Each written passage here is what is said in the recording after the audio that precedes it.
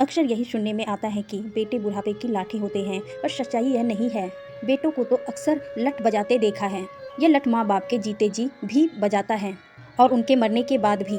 लठ की जड़ में संपत्ति होती है। पिता के संसार को विदा करते ही बेटों का पहला मिशन होता है कि जल्दी से उनके नाम की सारी संपत्ति अपने नाम करा ली जाए, कहीं बाद में बहनें मैदान में न कूद पड़े। इसीलिए 13वीं तक के 13 दिनों में बहन बेटियों को भावुक कर संबंधा से जुड़े कागजों पर साइन करवा लेने की कूटनीति लठ चलाने से भी ज़्यादा मारक है। कुंवारे बेटों की निगाह भी पिता की दौलत पर होती है और वो उसी के बल पर अय्यासी करते हैं, वरना नशो पत्ते और होटलबाजी के लिए कौन सी माँ है जो अपनी लाडलों की जेब भरती होगी।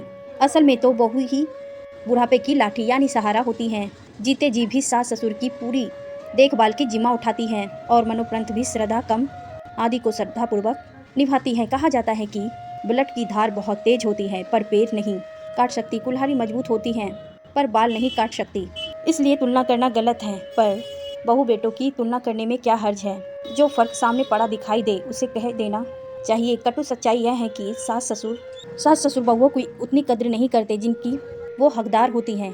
गाली से लेकर आग के हवाले करने के हजारों उदाहरण हैं। इसके विपरीत कुपुत्रों को एक भी शब्द कहते हुए माँ बाप डरते हैं। अधिकतर माएँ तो अपने बेटों के ऐब कुवैब छिपाने में ही अपनी ज़िंदगी पूरी कर देती हैं। 5-7% लड़कियाँ ही ऐसी हैं जो सास ससुर के प्रति सम्मान नहीं रखती, वरना ससुराल की पूरी धुरी को बहुओं ने ही संभाल रखा है। क्या समाज को उनका कर्जदार नहीं होना चाहिए?